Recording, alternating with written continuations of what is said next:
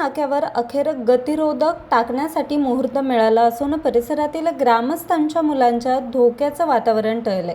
अनेक वेळा बांधकाम विभागाच्या अधिकाऱ्यांना पत्रव्यवहार तसेच प्रत्यक्षपणे सांगून देखील बांधकाम खात्याचे अधिकारी मनावर घेत नसल्यानं अखेर टोकावडे येथील स्थानिक समाजसेवक राजेश भांगे, प्रकाश पवार, संजय पवार यांनी सोमवार दिनांक 30 मार्च रोजी शाळेतील विद्यार्थी पालकवर्ग यांना घेऊन आंदोलन करण्याची तयारी दाखवली होती.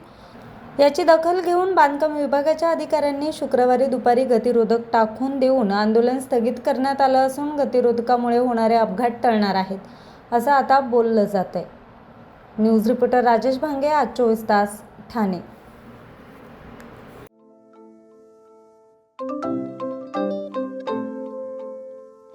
नवनवीन आणि ताज्या घडामोडींसाठी आज 24 तास सबस्क्राईब करा.